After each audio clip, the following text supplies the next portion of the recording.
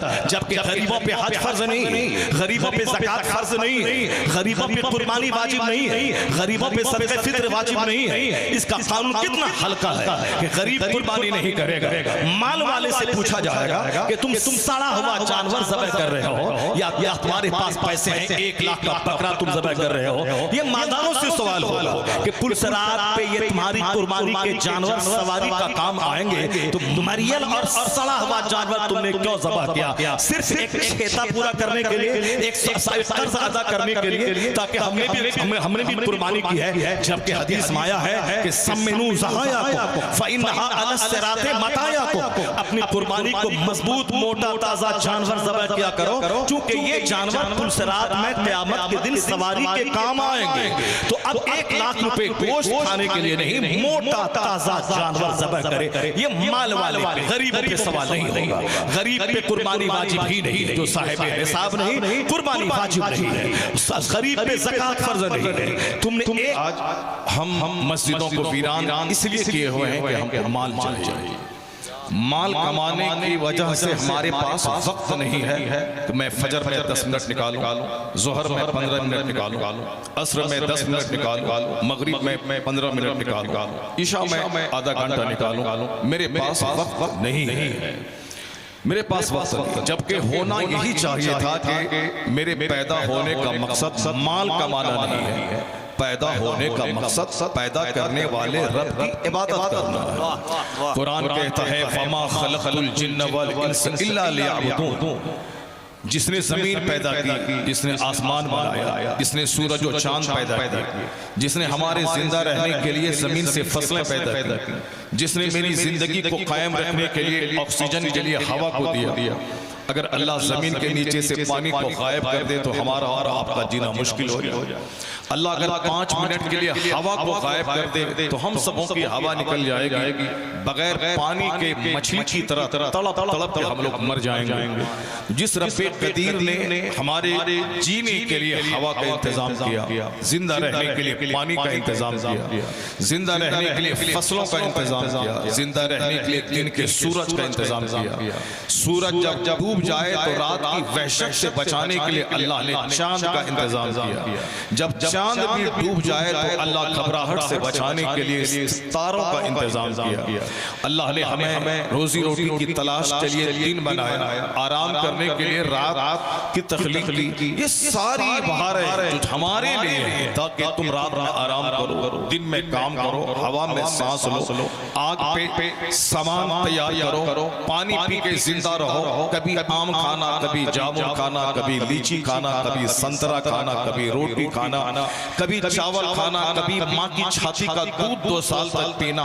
फिर उसके बाद जब वह दूध हराम हो जाए तो बकरी का दूध पीना, गाय का दूध पीना, भैंस का दूध पीना। दूध 90 साल के बूढ़े के लिए भी मुनासिब है और 1 दिन के बच्चे के लिए भी मुनासिब ग़िज़ा है। उससे बेहतर कोई ग़िज़ा दुनिया में नहीं है। तो जब माँ की छाती का दूध 2 साल के बाद हराम हो जाए, मगर हमको दूध तो चाहिए, कैल्शियम के लिए दूध चाहिए, विटामिन ए के लिए दूध चाहिए, 90 साल के बूढ़े को भी दूध चाहिए और 3 साल के बच्चे को भी दूध चाहिए। तो अल्लाह ने माँ के दूध का बदल भैंस, गाय और बकरी के दूध की शक्ल में हमारे जिंदा रहने के लिए जबरदस्त इंतजाम फरमाया। अल्लाह ने सिर्फ गेहूं भी ऐसी जबरदस्त चीज पैदा की है कि एक गेहूं के हजारों प्रकार के, हजारों टाइप के खाना बनते हैं। बेकरी में चले जाएं 1000 टाइप के बिस्किट मिलेंगे, वो सब गेहूं के आटे से तैयार होते हैं।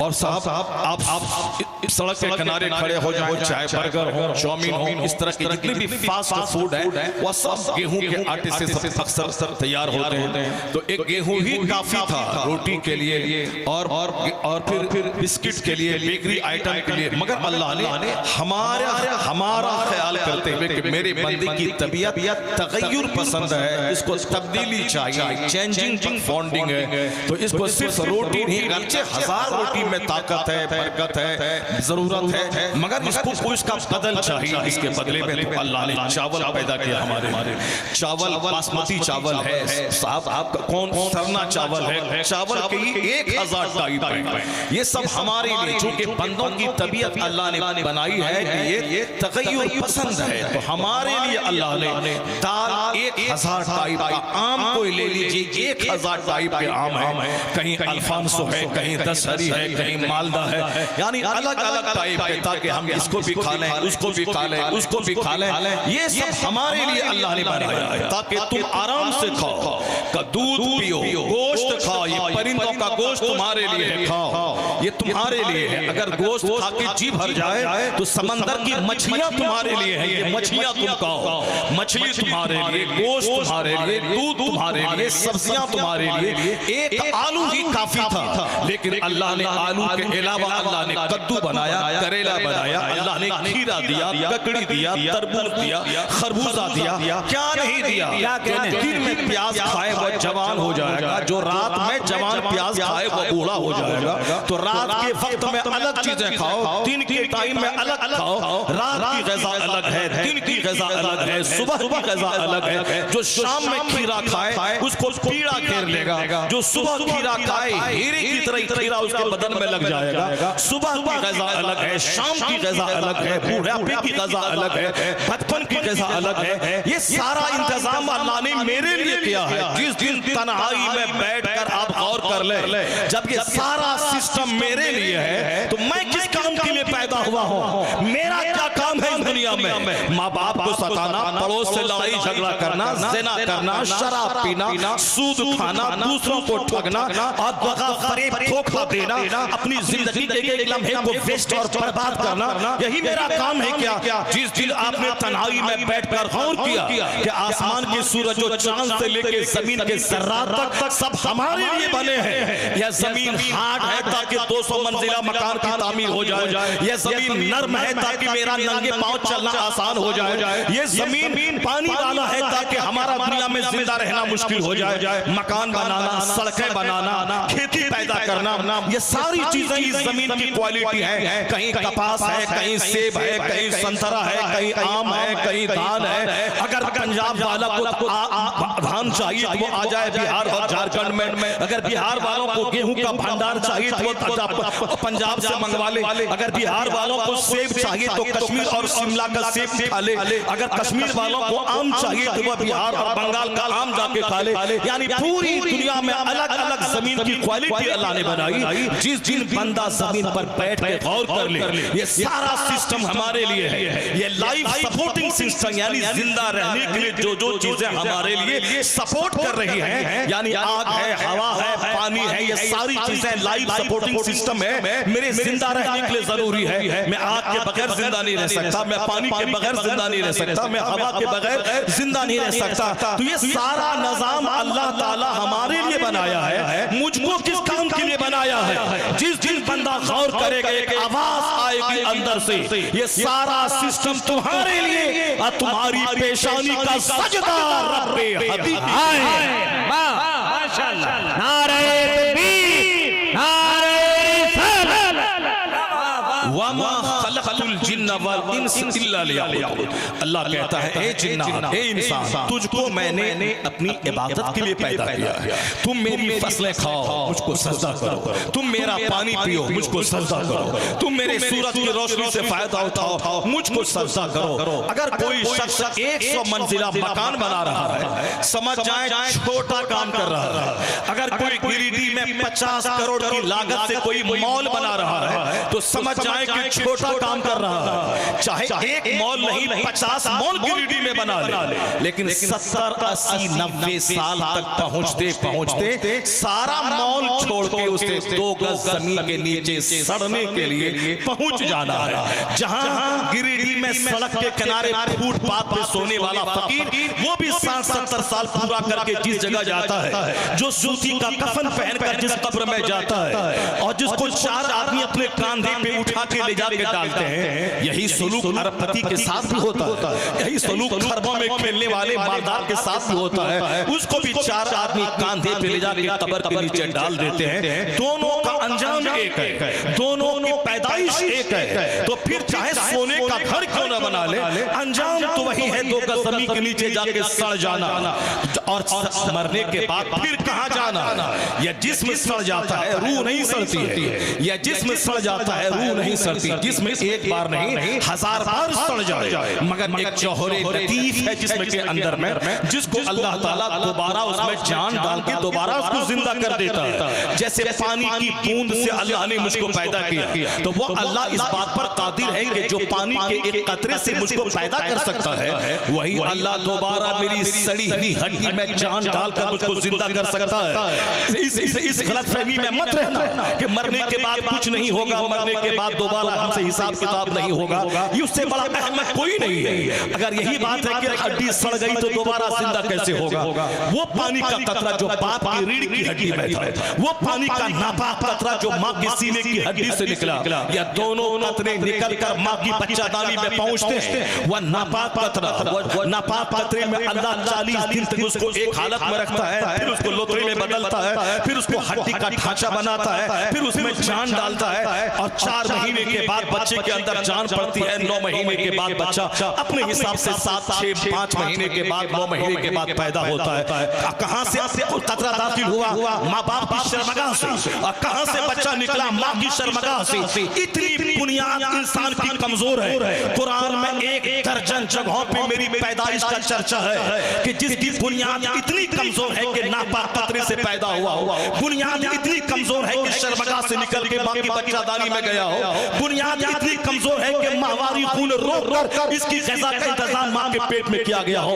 उस इंसान को सेब नहीं देता कि सीना तान के चले, उस इंसान को सेब नहीं देता कि सर उठा के चले, उस इंसान को सेब नहीं देता कि अल्लाह की जमीन को अत्याचार से भर दे, उस इंसान को सेब नहीं देता कि बोले आई एम ग्रेट, मैं बड़ा हूं, तू क्या बड़ा होगा? जो शर्मगाह से निकला है, जो बच्चादानी में माँ का माहवारी खून पी के निकला है, उसको सेब नहीं देता कि वह बड़ा हो जाए। इसलिए मैं कहता हूं, जब एक बंदा इस हकीकत पे गौर करता है तो पेशानी जमीन पे रख के कहता है, मैं कमजोर हूं, तू ताकतवर है, मैं मोहताज हूं, तू गनी है, मैं जलील हूं, तू इज्जत वाला है, ए अल्लाह मैं बंदा हूं, तू मेरा खुदा है, मैं कुछ नहीं हूं, तू ही सब कुछ। वाह वाह, नारे तकबीर, जरा बुलंद आवाज से नारे रिसालत, मदरसा गुलशन तैयबा, जश्न दस्तारे हिफ्ज़ो क़िरात, 50 करोड़ का बंगला बना ले, एक नहीं 50 बिल्डिंग बना ले गिरिडीह में, अंजाम आखिर मौत है। उसी 2 गज ज़मीन के नीचे जाता है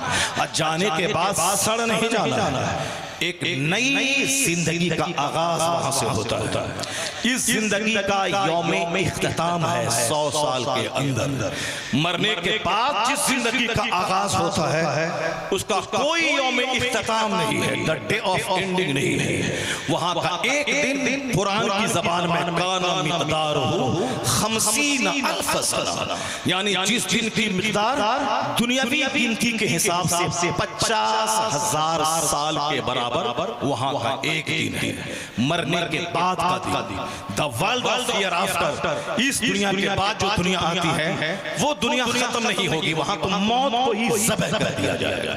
दुनिया में कैंसर हो जाए तो अंजाम मौत है, दुनिया में दोनों किडनी फेल हो जाए तो अंजाम मौत है, मगर मरने के बाद जो जिंदगी शुरू होती है वहां मौत ही नहीं है, वहां मौत को ज़बह कर दी जाती है। अब बाग है तो बाग है, आग है तो आग है। तो अक्लमंद आदमी पागल बन के दुनिया में हासिल करने के पीछे खरबों साल की आग नहीं मोल लेगा।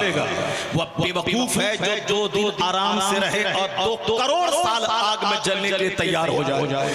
अक्लमंद है वो जो 2 दिन सूखी रोटी खा के मोटा छोटा पहन के किराए के घर में रह के मिट्टी की दीवार में रह के गुजार ले। चलो 2 दिन तकलीफ है, अगर यहाँ तकलीफ झेल लिया और यहाँ मैंने अल्लाह की इबादत की तो खरबों साल की जन्नत अल्लाह ने मेरे लिए।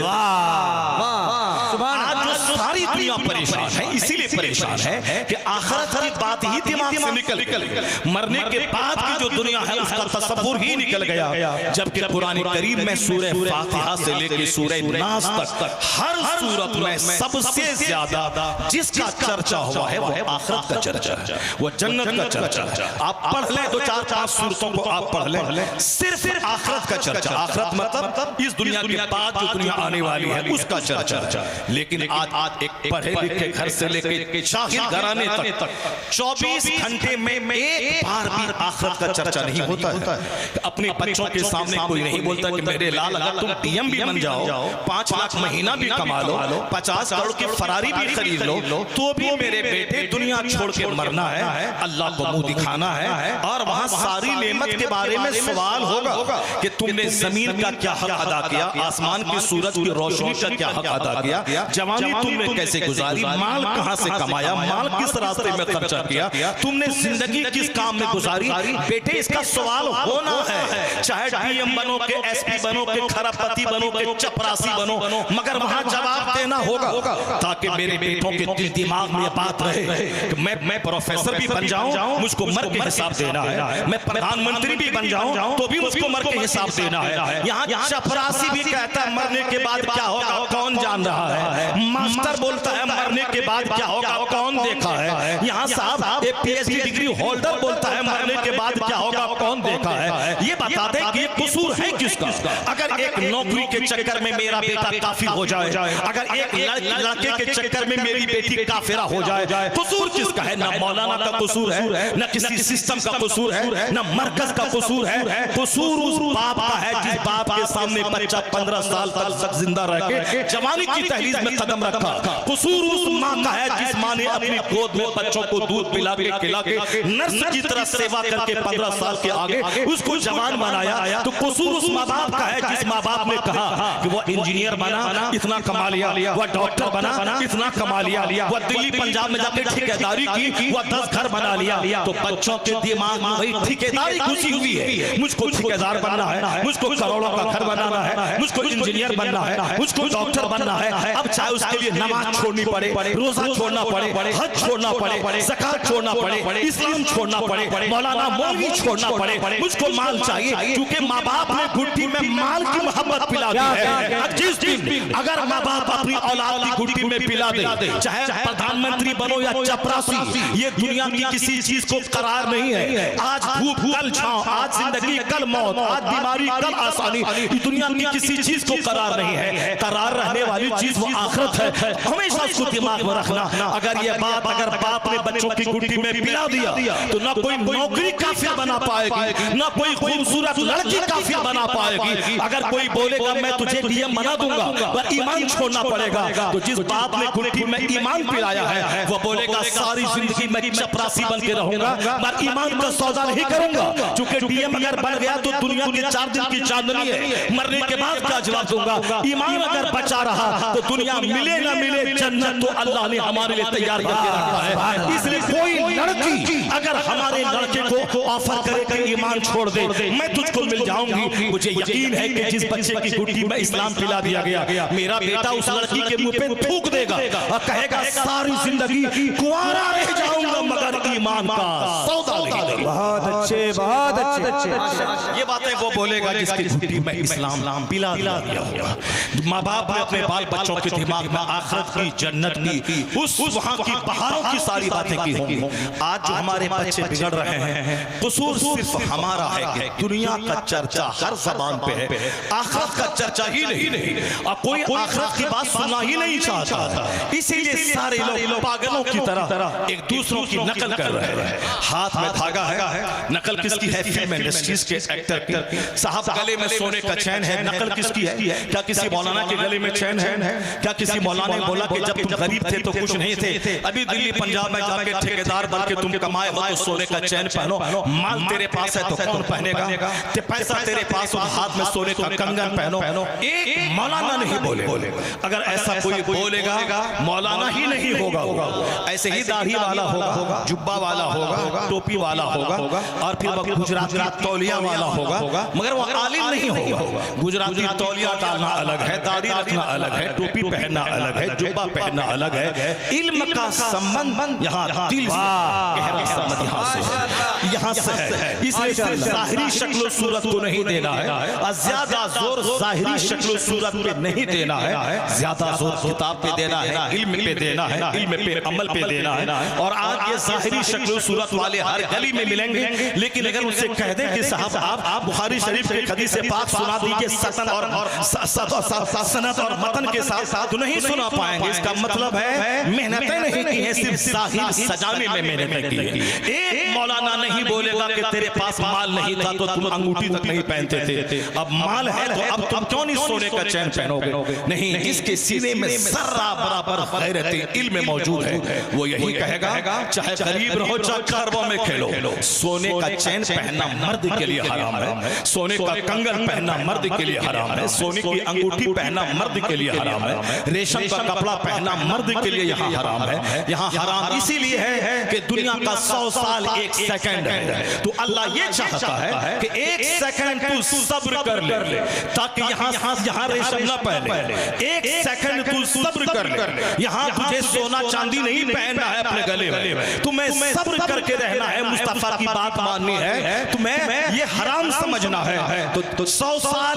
1 सेकंड अल्लाह के नज़दीक, तो 1 सेकंड सब्र करो, ताकि मरने के बाद जब वहां जाओ आखिरत में तो अल्लाह सोने का कंगन पहना के जन्नत में तेरा दाखिला करवा दे। तेरे हाथ में सोने का कंगन रहे, तेरे जिस्म में रेशमी कपड़ा रहे। हदीस में आया है कि जो दुनिया में ताकत के बावजूद महंगा कपड़ा पहनना छोड़ दे, जिसके पास नहीं है तो चलो नहीं पहनेगा, लेकिन जिसके पास 1 लाख रुपए पॉकेट में है वो सब महंगा से महंगा कपड़ा खरीद सकता है, लेकिन वो भी समाज के आम लोगों की तरह मैचिंग करते हुए एक सिंपल सा कपड़ा पहनता है। तो हदीस में आया है जो ताकत के बावजूद महंगा कपड़ा पहनना छोड़ दे, अल्लाह उसे जन्नत में रेशमी हुल्ला पहनाएगा। अल्लाह उसे रेशमी हुल्ला पहनाएगा। ऐसा नहीं कि मेरे पास है तो कौन पहनेगा, मेरे पास माल है तो कौन नुमाइश करेगा, मेरे पास माल है तो कौन दिखाएगा। आखिरत का नजरिया आदमी को कंट्रोल में रखता है, नजरिए आखिरत आदमी को जहर खाने से बचाता है, नजरिए आखिरत आदमी को दुनिया में तबाही बर्बादी से बचाता है, गरीबी में कंगाल होने की हालत में भी खुदकुशी से बचाता है, अरबों में खेलने के बावजूद उसे फिरौन बनने से बचाता है। जब नजरिए आखिरत कमजोर हो जाता है तो गरीब भी वो इंतहाई दर्जे का जहन्नमी बन जाता है। जबकि गरीबों पे हज फर्ज नहीं, गरीबों पे ज़कात फर्ज नहीं, गरीबों पे कुर्बानी वाजिब नहीं है, गरीबों पे सदक़े फित्र वाजिब नहीं है। इसका कानून कितना हल्का है कि गरीब कुर्बानी नहीं करेगा। माल वाले से पूछा जाएगा कि तुम सड़ा हुआ जानवर ज़बह कर रहे हो या तुम्हारे पास पैसे हैं 1 लाख का बकरा तुम ज़बह कर रहे हो, ये मादारों से सवाल होगा कि पुलसरात पे ये तुम्हारी कुर्बानी के जानवर सवारी का काम आएंगे, तो मरियल और सड़ा हुआ जानवर तुमने क्यों ज़बह किया? सिर्फ एक खेता पूरा करने के लिए, एक कर्ज अदा करने के लिए, ताकि हमने भी कुर्बानी की है। जबकि हदीस में आया है कि सम्मिनू ज़हायाकुम फ़इन्नहा अला सिराते मतायाकुम, अपनी कुर्बानी को मजबूत मोटा ताजा जानवर ज़बह किया करो, क्योंकि ये जानवर पुलसरात में क़यामत के दिन सवारी के काम आएंगे। तो अब 1 लाख रुपए गोश्त खाने के लिए नहीं, मोटा ताजा जानवर ज़बह करे, ये माल वाले पे, गरीब पे सवाल नहीं होगा। गरीब पे कुर्बानी वाजिब ही नहीं है, जो साहिब हिसाब नहीं कुर्बानी वाजिब नहीं है। गरीब पे ज़कात फर्ज नहीं है। तुमने 1 लाख में 2500 रुपए ज़कात निकालना है, 1 करोड़ में 2.5 लाख ज़कात निकालना है, 100 करोड़ अगर मेरे पास है तो 2.5 करोड़ रुपए ज़कात निकालना है। अगर 2.5 रुपया भी नहीं निकाला, सारा माल नापाक हो जाएगा, सारा माल तबाह बर्बाद हो जाएगा। हदीस में आया है कि जो माल बारिश की वजह से बर्बाद होता है या जो माल बारिश न होने की वजह से बर्बाद होता है, ये सारी बर्बादियां ज़कात न देने की वजह से होती है। सारी बर्बादियां, जब लोग ज़कात नहीं निकालते, निकला था 2.5 लाख निकाला, 50,000 सोचा बहुत निकाल दिया, निकल रहा था 5 लाख निकाल दिया, 2 लाख बोला, अरे 2 लाख मैं मैंने निकाल दिया, बहुत निकाल दिया, एक पैसा भी ज़कात अगर अच्छे माल में मिला रहा, सारे माल को तबाह बर्बाद कर डालेगा। आज लोग शिकायत करते हैं कि बेमौसम बारिश हो रही है, शिकायत करते हैं कि सारी मेरी फसलें डूब गई खेत में, क्या उस पर गौर नहीं करते कि बेमौसम बारिश हो क्यों रही है, फसलें मेरी जल क्यों रही है, फसलें मेरी डूब क्यों रही है, जबकि हुजूर ने 1400 साल पहले कहा था हस्सिनु अम्वालकुम बिज़्ज़कात, यानी ज़कात देकर अपने माल को मजबूत किले में बंद कर लो, तेरा माल बर्बाद नहीं होगा। जिसकी ज़कात निकल गई वह माल सेफ हो गया। और ज़कात ना देने की वजह से बेमौसम बारिश होती है, ज़कात ना देने की वजह से बारिश के मौसम में भी धूप रहती है, जमीन जलती है, ये ज़कात ना देने की वजह से। ये सवाल होगा किससे? माल वाले से, गरीब से नहीं। हज फर्ज किसी पर 25 साल पहले हुआ, वो डिले करता रहा कि इस बार करेंगे, अगले बार करेंगे, अगले बार करेंगे, बेटे की शादी कर लें तो करेंगे, बेटी की शादी दिलवा दें तो करेंगे, पोता को नौकरी लग जाए तो करेंगे, 4 बेटे को 4 पीता मकान शहर में बना दें तो करेंगे। इसी हालत में मौत आ गई, बंदा बगैर हज के दुनिया से चला गया। हुजूर ने कहा था कि जिस पर हज फर्ज हो जाए, अगर हज करने में ताखीर कर रहा है, मुमकिन है कि या तो यहूदी होके मर जाए या नसरानी होके मर जाए। यानी हज फर्ज होने के बाद जितना डिले होगा मुमकिन है कि खात्मा खराब हो जाए, यानी हालत कुफ्र में उसकी मौत हो जाए। आका ने कहा जिस पर हज फर्ज हो फौरी हज करे, इसलिए कि कोई नहीं जानता कल क्या होगा। कल माल रहेगा, सेहत नहीं रहेगी, सेहत रहेगी, माल नहीं रहेगा। इसलिए जब हज फर्ज हो जाए फौरी हज कर ले। ये सवाल किससे होगा? गरीबों से नहीं, मालदारों से। हज का सवाल मालदारों से, ज़कात का सवाल मालदारों से, सदक़े फित्र का सवाल साहिब निसाब से, कुर्बानी का सवाल साहिब निसाब से। वो गरीब जो दिन रात रोते हैं कि मेरे पास माल नहीं है, मेरे पास माल नहीं है, ये जो रोते हैं, माल रहता तो लंगर बटाते, लंगर चलाते, माल रहता मस्जिद बना देते, माल रहता साहब मदरसा कायम कर देते। करता कि नहीं करता वो दिल का हाल अल्लाह जानता है, लेकिन ज़बान से चिकनी चपड़ी बातें लोग करते हैं। मेरे पास माल ही नहीं है तो क्या करूंगा? माल अल्लाह अगर कभी देता है, बखील और कंजूस बन के दांत से पकड़ के रखने लगता है। आज आमदनी है, कल आमदनी घट गई तो मेरा क्या होगा? इसीलिए बचा के रखा जाए। पहले कुछ नहीं था, अल्लाह पर भरोसा था, अब अल्लाह ने माल दिया है तो अल्लाह का भरोसा खत्म हो गया, माल पे भरोसा हो गया। बुजुर्गों ने कहा है कि तुम खुशहाल रहोगे कब? जो तेरे हाथ में है उससे ज्यादा उस पर भरोसा करो जो खुदा के हाथ में है। अगर ऐसा भरोसा करोगे तो अल्लाह तुम्हें खुशहाल और मालदार बना देगा, अल्लाह तुम्हें कंगाल होने से बचा देगा। माल पे भरोसा नहीं, औलाद पे भरोसा नहीं, अपनी मुलाजमत पे भरोसा नहीं, अपनी जमीन की फसलों पे भरोसा नहीं। वमन यतवक्कल अलल्लाहि फहुवा हस्बुह, जो अल्लाह पे भरोसा करता है अल्लाह उसके लिए काफी हो जाता है। अब जरा गौर से सुनिए, ये मालदार से हज का सवाल हुआ। फर्ज हुआ था 20 साल पहले, 20 साल डिले क्यों किया? बताना पड़ेगा। 1 इंच बंदा अपनी जगह से क़यामत के दिन हट नहीं पाएगा। लेकिन गरीबों से क्या सवाल? कुछ गरीबों से सिर्फ इतना सवाल होगा कि तुमने 5 वक्त की नमाज क्यों नहीं पढ़ी? जबकि नमाज पढ़ने में 8 घंटे का टाइम नहीं लगता है।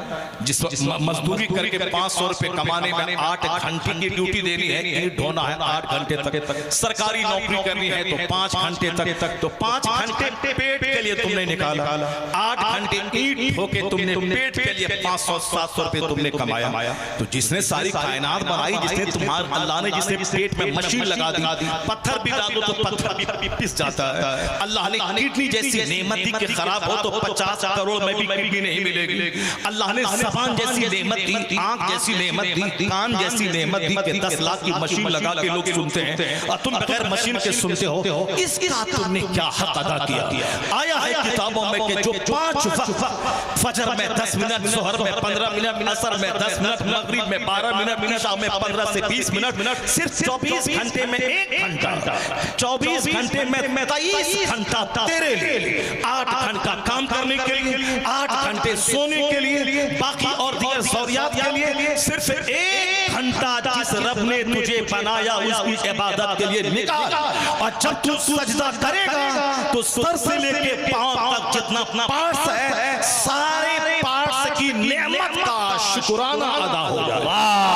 ये नमाज माशाअल्लाह। सारी नेमतों का शुक्राना है। माशाअल्लाह। 8 घंटे रात में गहरी नींद लेने के बाद जब बंदा फजर की नमाज अदा करता है तो ऐसा है जैसे 8 घंटे की गहरी नींद की नेमत का शुक्र अदा कर दिया। फजर से लेके